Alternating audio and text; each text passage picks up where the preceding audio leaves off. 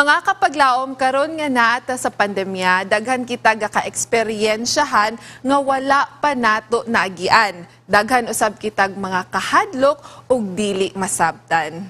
Mao nang we are stronger together kung aduna kitay kahibalo may tungod sa saktong nga pagabuhaton sa panahon nga mapuno kita og kahadlok o kalisang dira sa adlaw-adlaw nga atong ginaatubang. Maunang ayaw na mo og balhin og channel mga kapaglaom kay pagaistoryahan naton ini diri lang sa atong tambayan taga Domingo sa gabi. Mauni ang We are stronger together plus.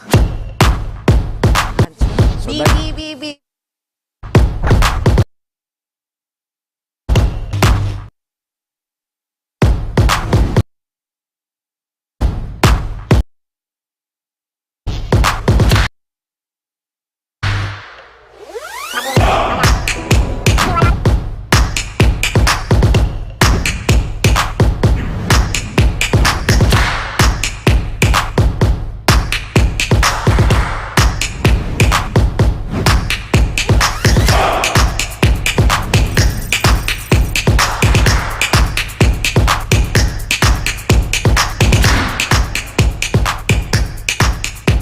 Visayas ug Mindanao.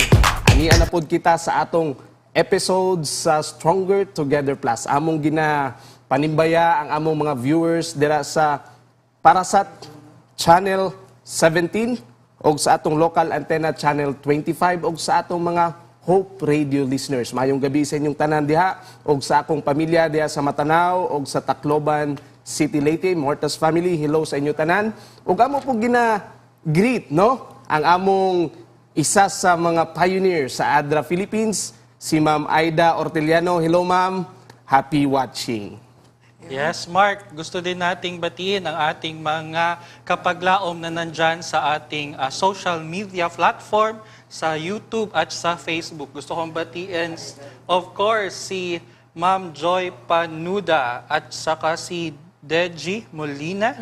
And of course, nanonood din ang ating mga kasama, Mark, sa Stronger Together Plus project na si Kuya Sherwin at saka si Kuya Jimmy. Ayun. Thank you, Kuya Gary, mga kapaglaom. Yes, maayong gabi sa tanan. I would just like to mention, Sir DJ Molina, gikan nato na siya nga volunteer sa Southern Mindanao Mission. So, gatanaw di ay sila karong gabi. Maayong gabi sa tanan. Kuya, gyud kayo atong simana. Ha?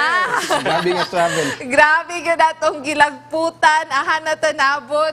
No, we have been to Jensan. We went also to North Cotabato, mga kapaglaom. Yes. So, inyong Stronger Together Plus family nahimo good kaayo nga busy karon nga semana, but we're so happy by the Lord's grace na agyud ta tulo karon live na live mga kapaglaom para hisgutan ang usag gyud kadako nga dako gyud importante pa gyud nga hisgutanan mao ang mental health, and this is part 2 already. Kaga last week we talked gabi atong diskusyon sa pandemic fatigue, so naay part 2 ana mga kapaglaom. Gusto lang po nato i-share kamusta man, what did we do, Kuya Gary, sa past few days sa ato ang project? Yes, na-miss ko yung I think two welcome session. back. Oh, welcome back. Two session ng ating Stronger Together Plus. Pero habang wala ako, naging busy naman ako sa pag-support sa ating local government na nandun sa Matanao sa tinatawag nating Res Bakuna for Kids. So, tingnan natin kung ano yung nangyari nung time na yon. Please watch this.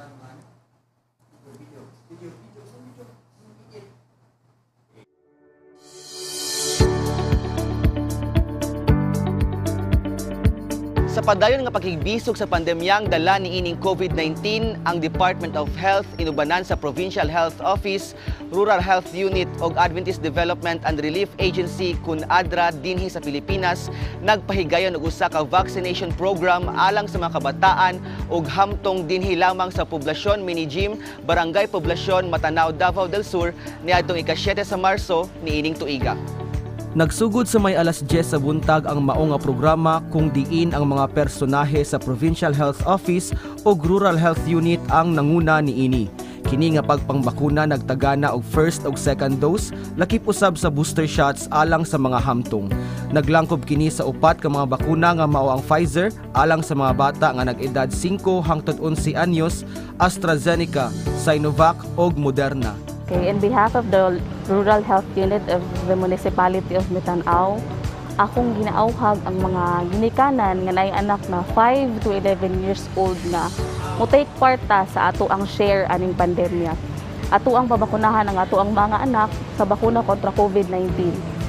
Sa ingon aning pamaagi, makatabang ta nga mahuman na ang pandemya ug makabalik na pod ang ato ang mga anak sa ilahang klase sa face-to-face class. Ang vaccination program nakatala og 7 ka mga first dose, 5 ka second dose ug 7 ka mga booster shots alang sa mga hamtong. Sa mga kabataan, adunay 13 ka mga first dose ug 15 ka mga kabataan ang nagpabakuna alang sa ilang second dose. Malipayon ang mga ginikanan nga mitambong alang sa pagsuporta sa ilang mga kabataan. So karon nagpahigayon kita sa atong vaccination sa COVID-19 o para mapuo na to ang karon nga pandemic.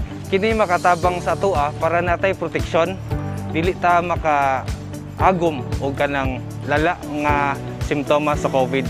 Pabakuna kita dili lang para sa tong kagalingon, kundi para po ni sa ilaha, para makabalik sila sa ilang trabaho, makahatag sila pagkaon sa ilang isig ka pamilya.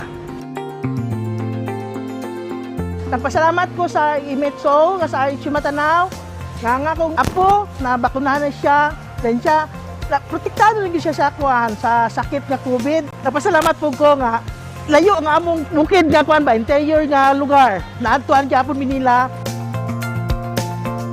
Matabang yun ang vaccine sa ako ang anak kay para luwas siya sa COVID-19.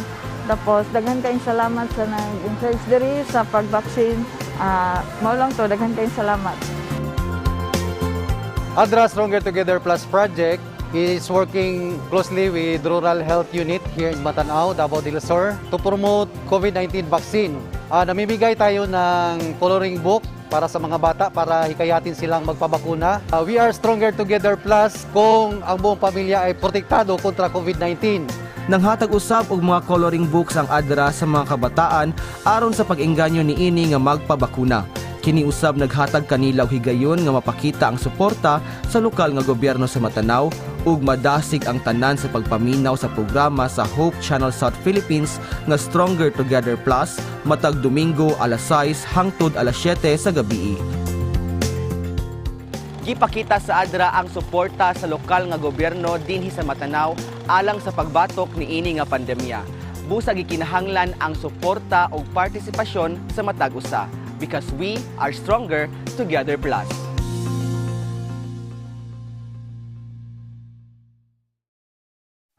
Salamat kayo sa atong partner diya sa Matanao, no? Local Government Unit of Matanao. Thank you very much, Municipal Health Officer Dr. Patricia Ornales, as well as Sir Ilvio Salarda. Thank you kayo sa inyong pag-assist sa amo o sa Hope Channel Davao. Ayun, yes and yes, no? Thank you kayo sa Hope Channel Davao. Hilabi na kay Sir Roen Catolico, mao ang ilaha nga manager, and kay Sir BJ also, which has been our coordinator sa kato nga pag-cover nga event. Mga kapaglaong panahon na sa paghisgot, dagan na po we will be talking again about mental health, pero sa dili pa, aduna may mga gusto isugyot sa inyo nga mga impormasyon. Ang ato po nga World Health Organization, ingon diri nga at least 3.6 million Filipinos, no, suffer from one kind of mental, neurological, and substance abuse disorder in the early part of 2020. Yes, Mark, to add, no, according din sa ating Department of Health, no, yung last year, yung reported na number of calls natin sa hotline natin from the National Center of Mental Health ay talagang tumaas with regards with mental illness, lalo na siya yung suicide attempt. So sabi dito, nung first quarter daw ng 2021, meron tayong 3,006 na mga individuals na tumawag po sa ating hotline. And then meron din tayong 867 na suicide-related calls during that timeline. Oh, so grabe yun ang ginaatubang sa Pilipinas. And also mga kapaglaom, no, talking about mental illness, kanang suicide-related calls. Actually, Department of Health has also a statistics nga adunay 4,420 nga deaths or naay namatay tungod sa self-harm. Sila mismo ang naghatag og kasakit or naghatag og pag-end ba sa ilaha nga kinabuhi. So ato magong before pandemic, it was only around 2,000. Pag-start jud sa 2021, it doubled up so fast, no? Grabe, no? Compared to, so makita yun nimo nga the pandemic is giving a lot of changes ba? An impact sa ato hilabi na sa mental health. 4,000, doubled up ang ato ang account sa mga katawhan all over the Philippines na nag-suicide. Mo nang for this episodes and the next episodes, Kuya Gary, we will be talking about mental health. It's so important that we talk about it now also. Yes, Shad. Kaya nga tuloy-tuloy lang yung pag-uusap natin tungkol sa mental health. At tawagin natin ulit ang ating, of course, ang ating guest speaker last week, no? Walang iba kundi si Doc Myrtle Orbon. Doc? Yes, and she's live via Zoom. Live Yes. po siya, kasama po siya natin ngayon via Zoom, no? Na-miss ko yung discussion siya last week at talagang Pero nanood very ka, interesting. diba? Yes, nanood ako siya. Very interesting talaga yung topic natin last week. Nakakabitin. Napansin ko nga. Exactly. I agree. Napansin ko nga. Ayun! hello, Doc. Hello. Live from the sea. Hello po, Doc. Hindi pa nakauwi si Doc. Orbon. Hindi ka pala nakauwi, no? Oo, eh. Ang ganda pa rin Pinapon po. ulit yung sarili ko dito. I think it helps po, Doc.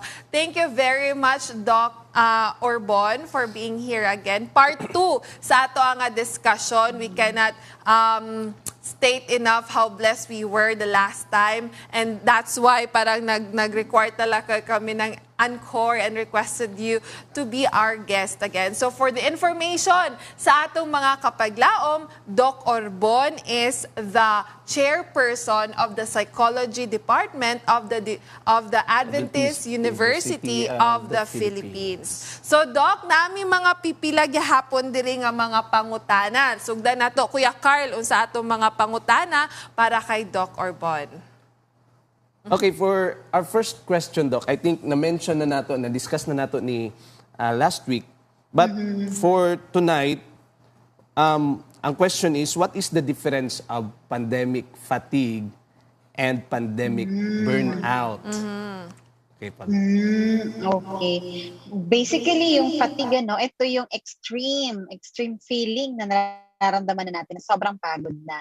Pero yung burnout naman kasi, pwede naman maranasan yun kahit sa trabaho.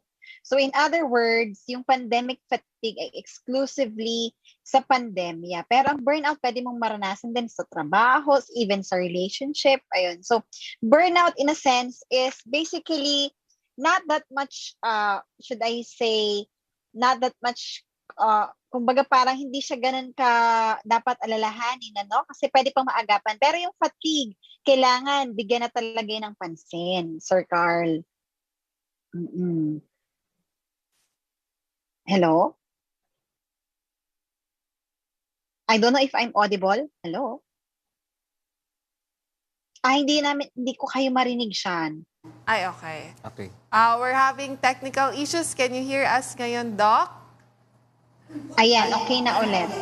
Ayun. Sige, Okay. medyo may glitches, no? So, yes, Doc. So, now we have understood na yung difference ng pandemic fatigue and burnout. No, Doc, last time, Yes.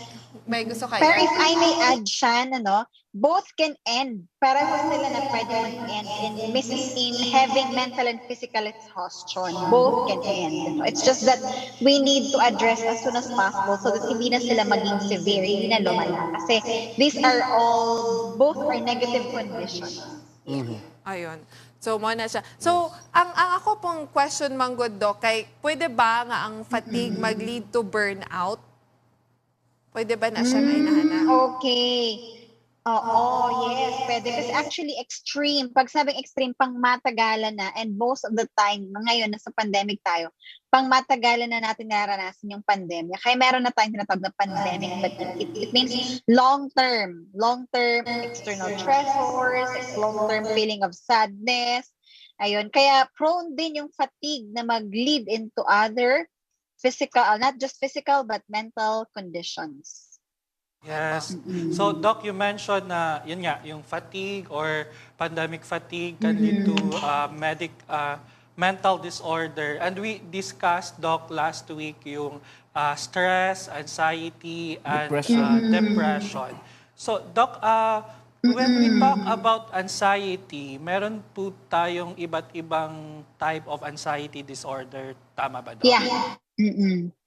Gusto ko sanang pag-usapan natin ng much deeper yung siguro yung mga usual lang, Doc, na mga anxiety disorder.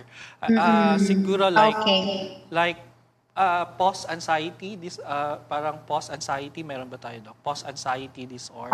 Okay. Or you think, you mean post-traumatic stress disorder or PTSD?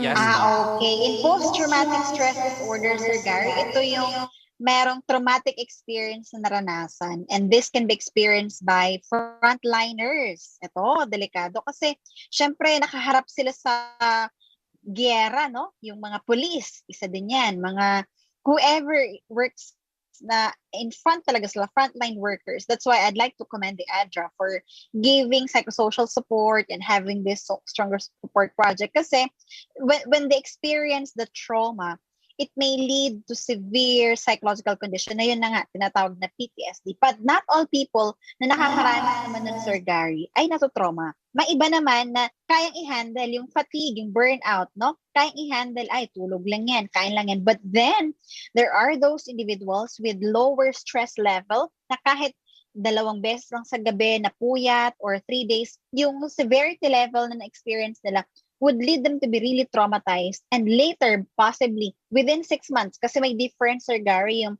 acute stress disorder and post-traumatic. Yung acute stress disorder, ibig sabihin, another type of anxiety, in less than a month, kaya niya mag-recover. Kasi ang diagnosis nun ay within a month lang. Pero pag more than 1 month na, Sir Gary, nakikita niya yung patient niya, na napapanaginipan niya, ang term dun, sir, and ma'am, and another sir, ay flashbacks. Yun. Naalala niyo yung typhoon? Di ko sure kung anong typhoon ba yung naging problem sa Visayas region, which Chantal shared. I saw her promote something. They may experience some traumatic, condition. And yes, it's one of the psychological conditions, Gary, which is under anxiety, and that's what we call post-traumatic stress disorder. They underwent a traumatic experience, which would actually make them, feel so down and difficult to move forward and feel so anxious about the future.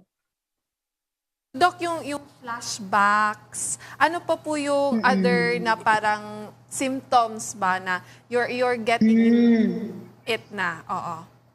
Aside po sa flashbacks. Yes, yung katawan natin, meron ng tremors, meron ng madaming parang, antag dyan, yung physical pain, and also, hindi na rin makatulog, and then yung eating habits nila, hindi na rin okay.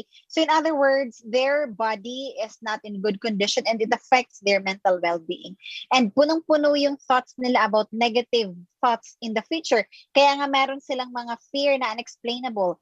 Fear stands for false expectations appearing real. F, false expectations appearing real. So, FEAR, the acronym. So, akala nila, baka hindi ako makaka-recover after my experience or encounter with this person who died in front of me as frontline worker. So, it appears so real to them. But in the end, it's only one experience. So, marami silang thoughts, Chantal, na in the end, it affects them to keep going in the future. So, marami silang what ifs. Marami silang mga fears. Marami silang mga takot na pwede nilang sanang harapin, but they can't seem to face the future. That's very clear, no? Ang galing ng fear, Doc, na learn namin na false expectations appearing real. real, oh, mga kapaglawom, ato nang Right. hinumduman, no? Ato nang i-take note. I will take it, na ako po nang i-note yun personally. Yes, yes. False expectations appearing real. So that was PTSD, Doc, Real. post-traumatic stress disorder. Katong acute anxiety, Doc. Murag, pare-parehara ba ni sila? Ahaman ang difference nila dapit, Doc? Yeah, yung duration lang tayo dyan, Chantal, nagkakaiba. Sa duration, mas severe yung PTSD. I heard you earlier, you're asking me about fatigue and burnout, no? Sa acute stress and PTSD, mas severe si PTSD kasi lumampas na siya, Chantal, lang 1 month. Naaalala niya pa yung nangyayari sa kanya in front of the patient, even the face of the patient, very much vivid sa kanya, even more than a month. So yung duration, yung doon tayo magkakaiba. Pag acute stress, in less than a month, pwede siya makarecover or kayang i-handle, mag-bounce back siya ulit.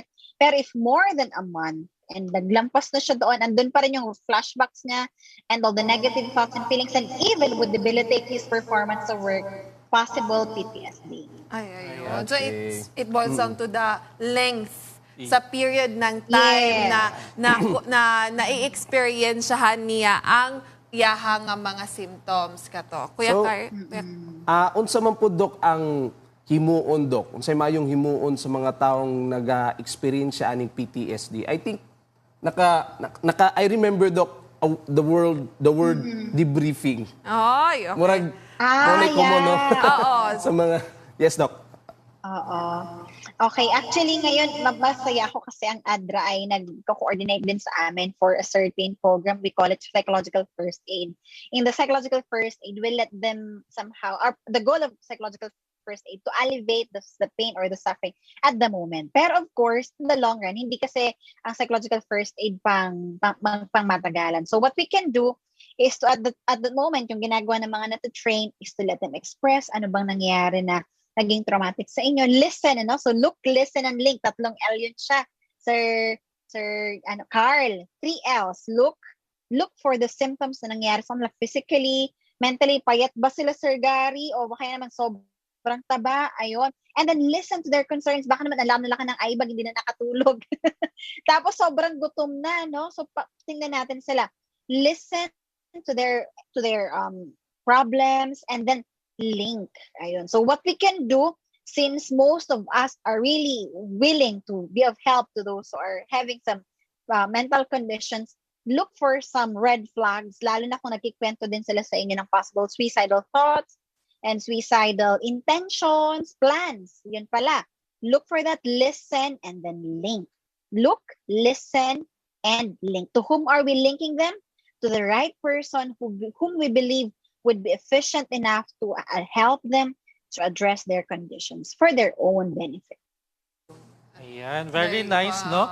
Importante talaga, Doc, yung look, listen, and link. Ayan. Oo. Kasi anybody, Sir Gary, anyone who's willing to help, ay pwedeng gawin yun. Look, listen, and link. Doc, na lang yung quick gamay nga question, Doc, ba? Regarding mangguni, like, di ba, you talked about burnout and especially sa ato ang mga frontliners. Doc, wala na ba kuan?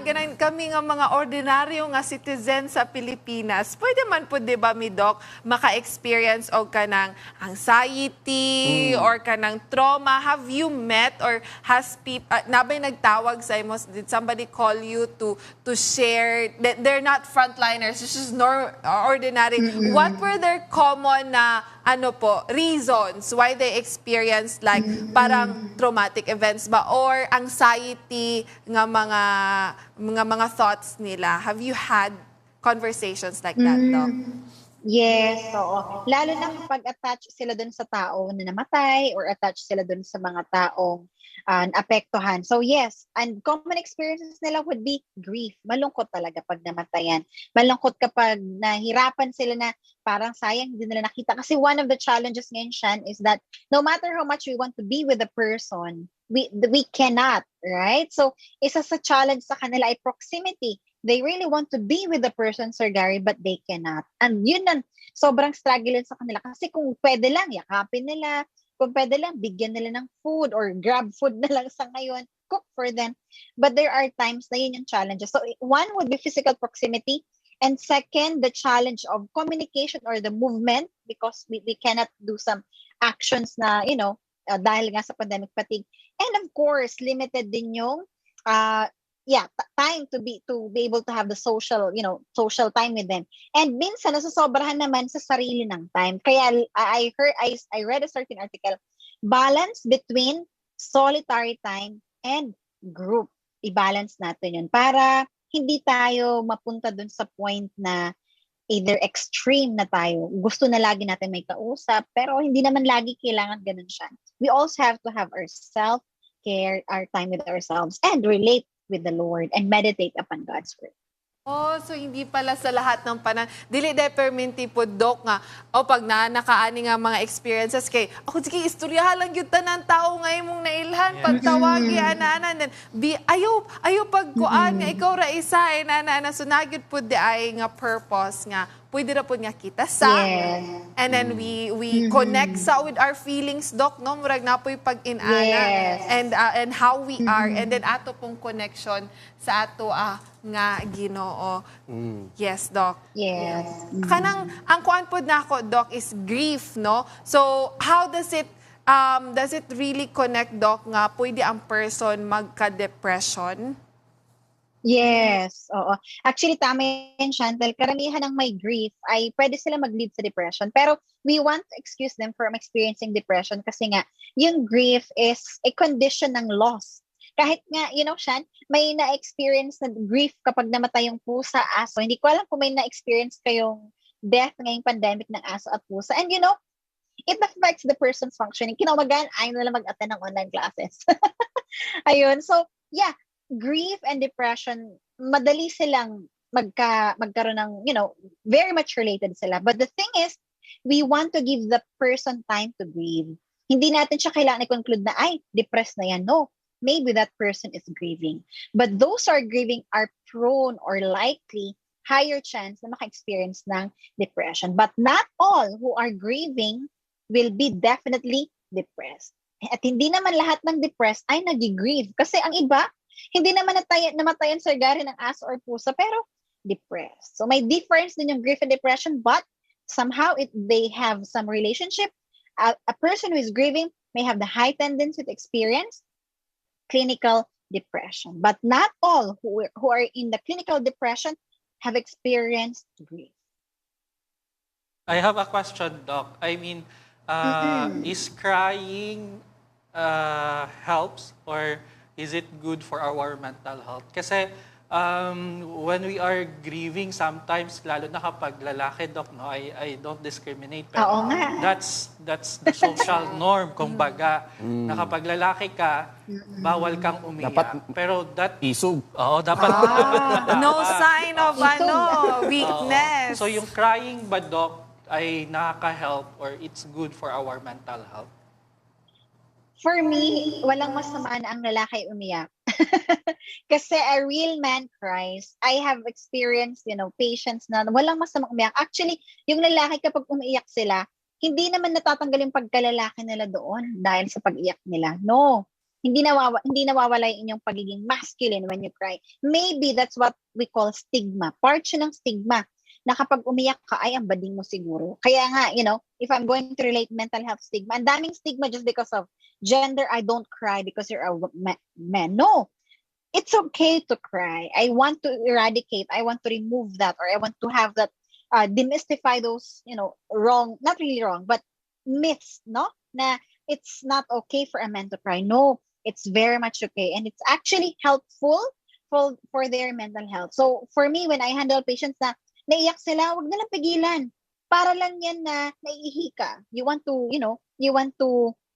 go to the restroom, then, be comfortable going to the restroom. The same case is true with our feeling. Be aware. If you're feeling not okay, then cry. If you feel like wanting to be happy, then be happy. It's more on us recognizing the gift of feelings that the Lord entrusted to us. And of course, be a good steward of what the Lord entrusted us with all of this experience.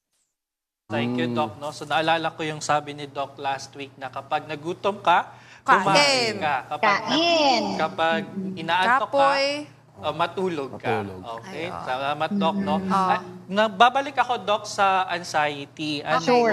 one of my question, Doc, is about panic attack. Kasi one time, Doc, last week, while nasa live kayo, someone texted me na with regards with panic attack kasi nakaka-experience siya nun. So, gusto sana namin i-discuss mo, Doc, kung ano ba ang simptomas ng panic attack and how can we address those po? Thank you, Gary. Yeah, madalas talaga ang panic attack ngayong pandemic kasi nga uncertainty. Panic is one of the results of uncertainty. May tatlong use hindi ko na siguro ma-expound. Pero hindi kasi natin alam ang kinabukasan.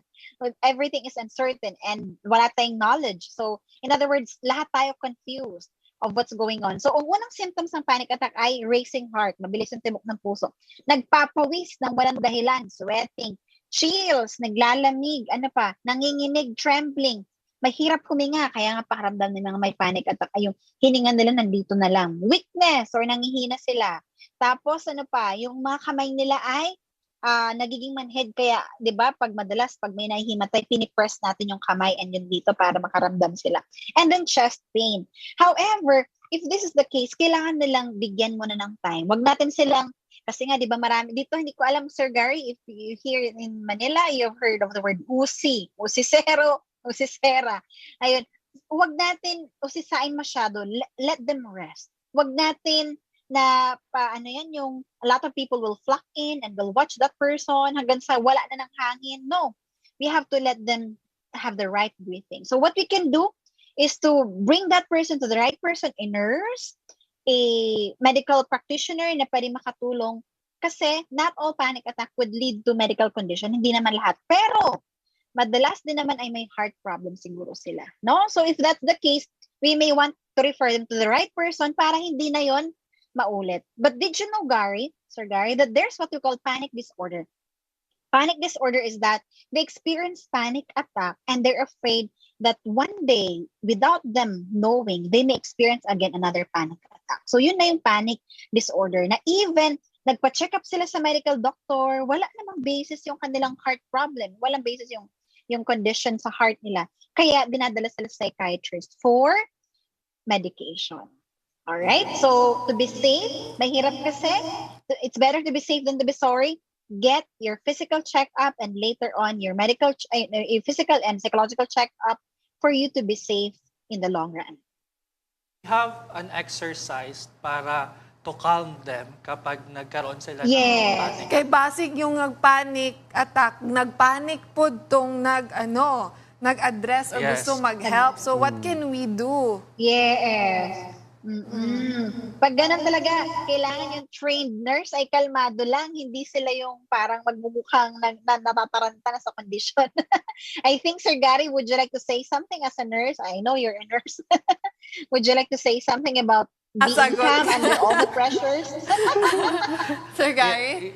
Usually, Doc, what I know is like deep breathing helps. Yeah, breathing exercise. Deep breathing Deep exercise breathing. helps.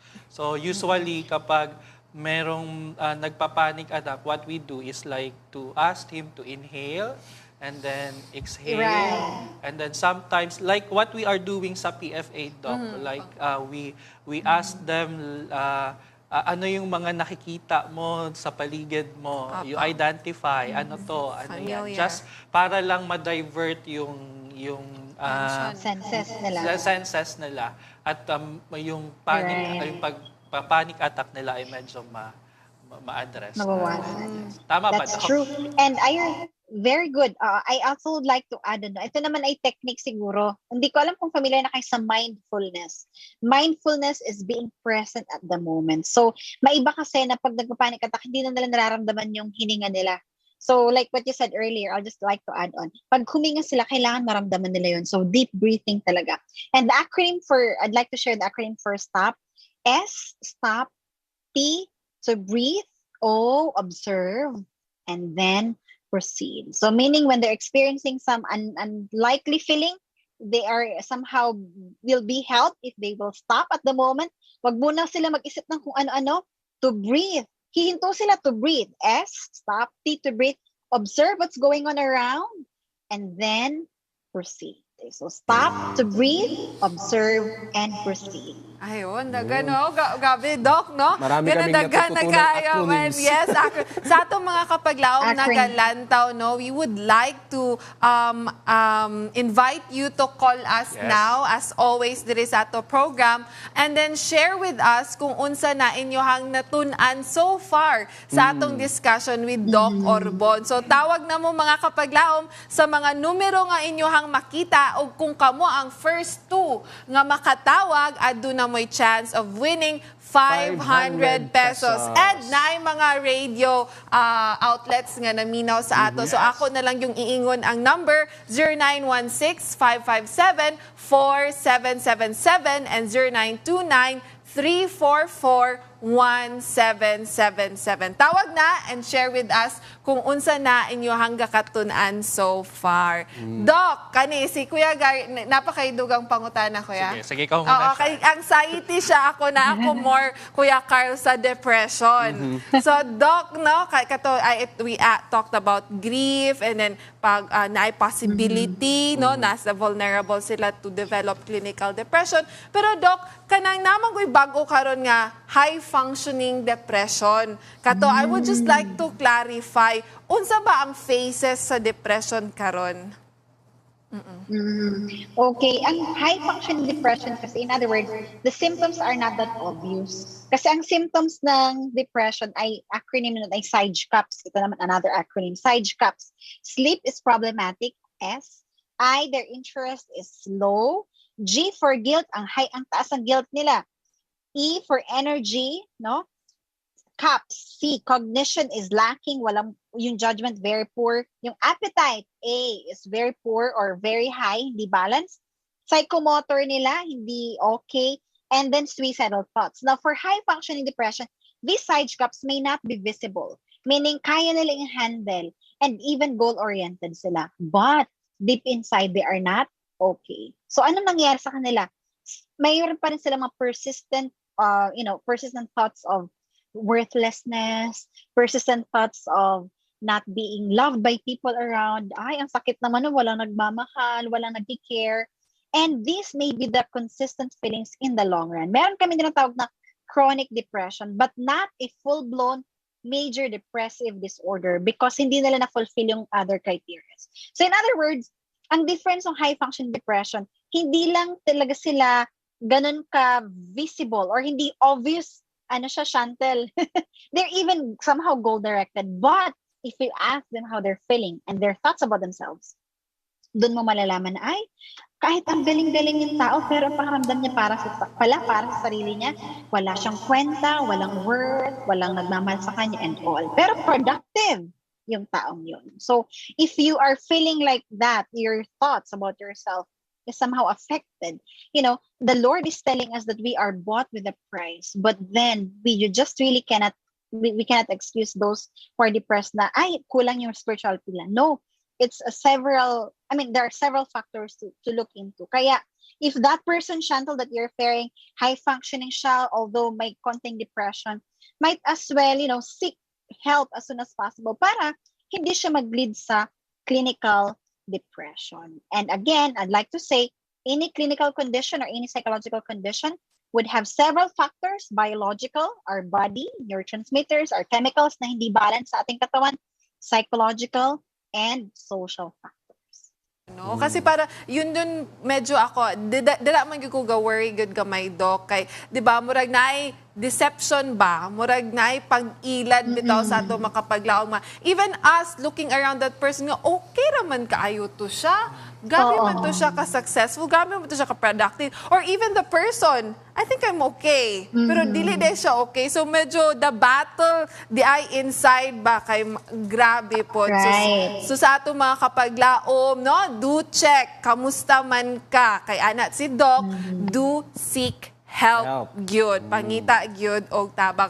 Doc, we will have a short break, no? Ado na mi video kay Sure. Doc, we just conducted our psychological first aid rollout di adto sa Barangay Paraiso, Tulunan, North Cotabato. So this is under Southern Mindanao Mindanao Mission. Mission. And we'd like to show ato mga kapaglaom unsay mga scenes ato nga hitabo last Thursday. Sa ato mga paglaom, let's watch this.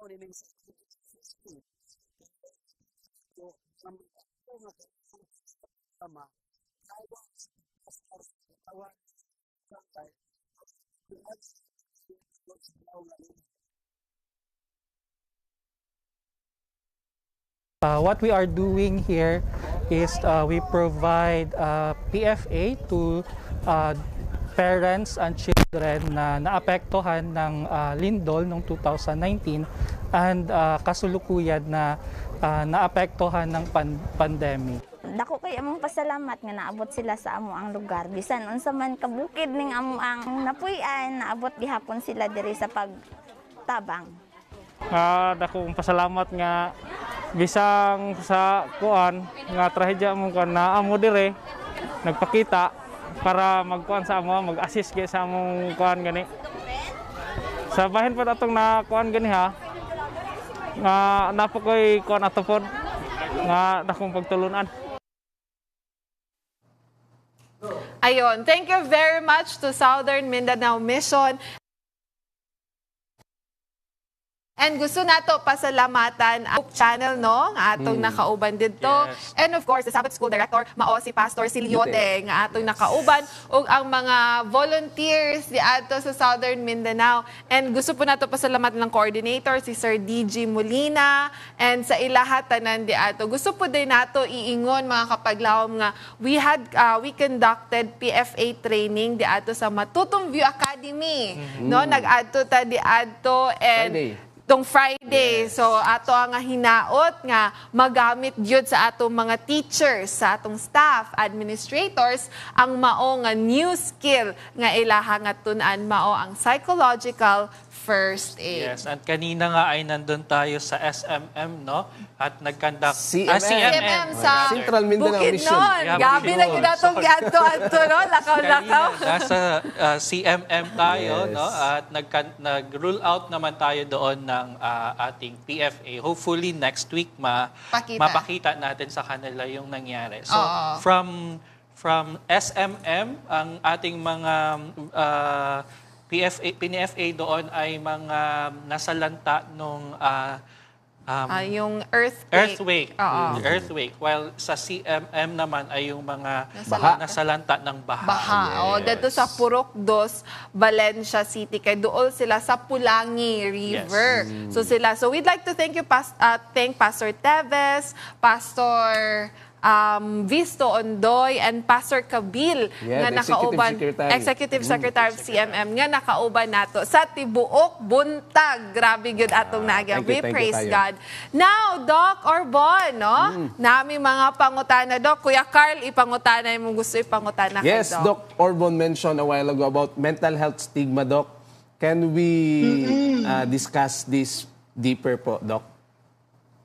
Okay, siguro we don't have much time, no? Pero when we say stigma kasi, it results to discrimination, Sir Carl. Meaning, nilalayuan natin, we even live them, and we go away from them, stay away from them. Yun yung mga isa sa mga stigma na nangyari. And there's a research I'd like to share that here in the Philippines, very evident ang mental health stigma. The stigma goes because we are very much collectivist in nature. So, ano ibig sabihin nun?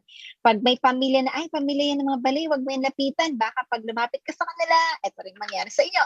Wag mo siyang kakausapin kasi baka mahawaan ka rin or what. So, yun yung mga isa sa conditions na may stigma. Tsaka, parang in the end, akala natin sila ay yung mga taong may mga conditions ay hindi nakakaramdam. Pero sa totoo lang, those who are actually sick physically, mentally, they're the ones who are in need of our love and care.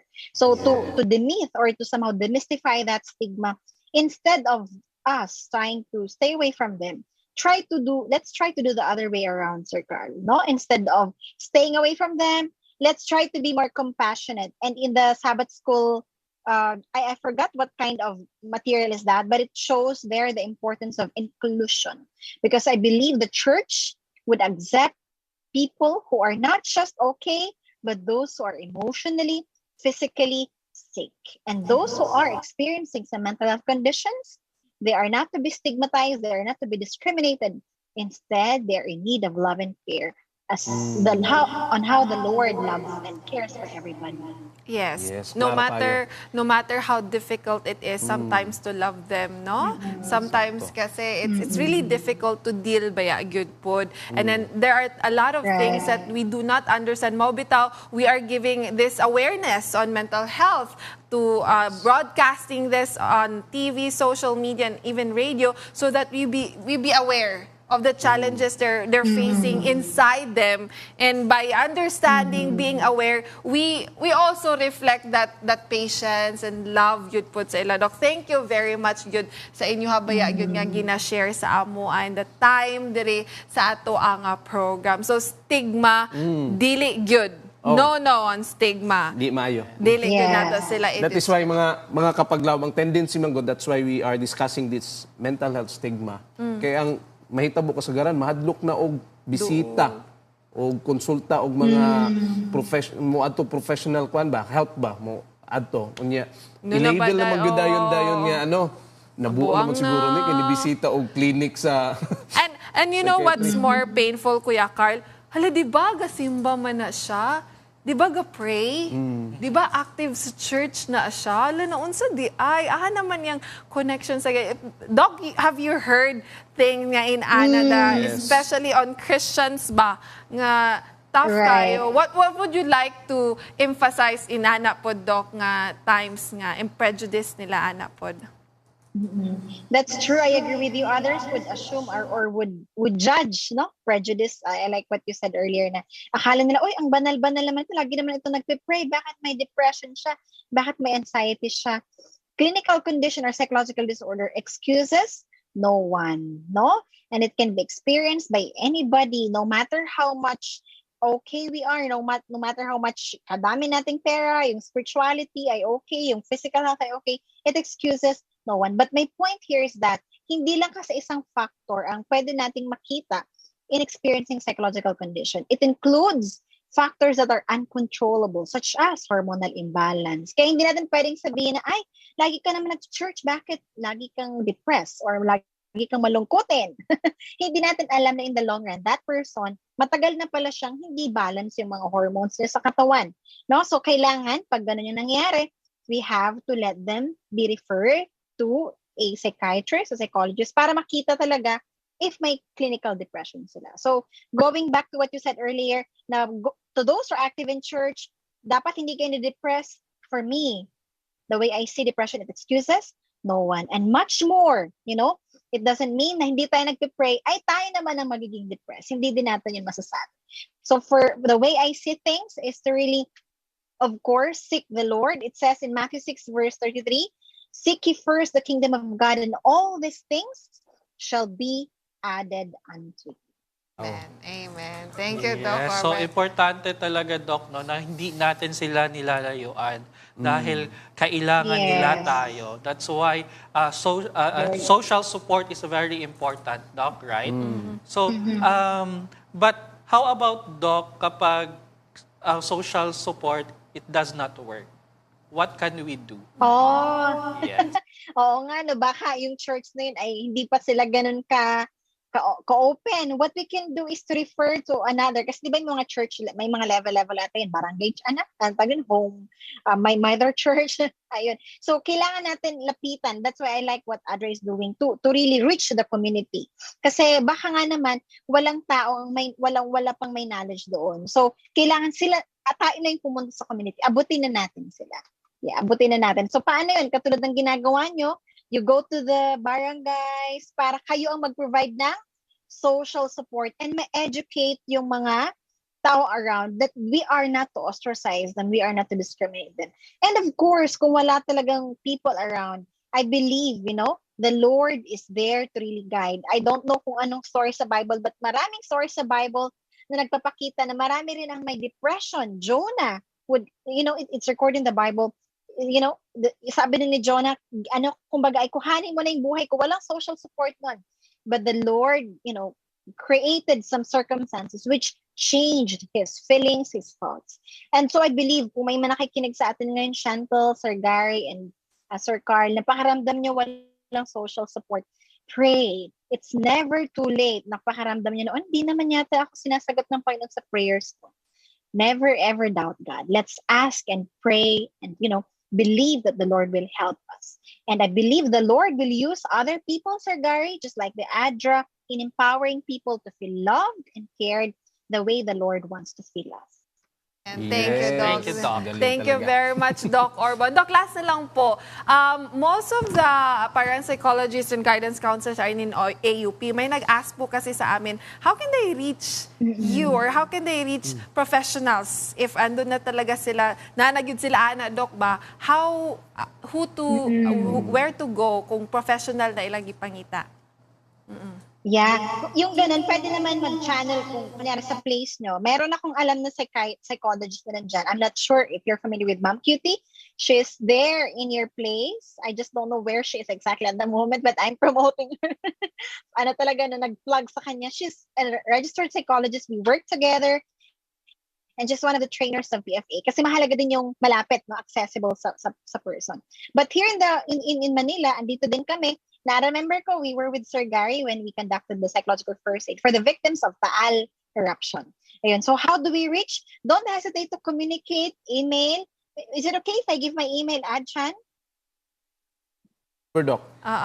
Okay lang ba? Sure. My email is, or di ko alam kung tama ba, siguro later na lang i-plug.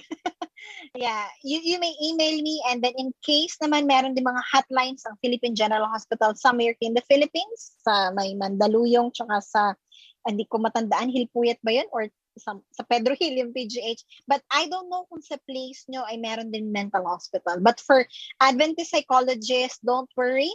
We also have this organization, we call it PACPA, established by Dr. Fabelia. He's also a registered psychologist, and we somehow cater to the needs of those with psychological conditions. And also the SSD, I believe, Sir Gary aware din dito, Adventist Mental Health Association. So this is one of the groups that would be very much willing to attend to the mental health needs of the community. Thank you very much, Doc Orban. I'd just like to add Hoffen Clinic in Davao also, together with Dr. Christopher Del Monte. Monang just out. Yes po. So thank you, Doc Orban, for everything Thank you part 1 and part 2. Yes. Parang we are so blessed. We are really blessed having to talk with you, discuss these things. Even po na hindi kami professional ba, it's okay to ask these questions, mga kapaglaom, and just address it to the right people. Ato lang good po ning hisgutan para maklaro sa ato.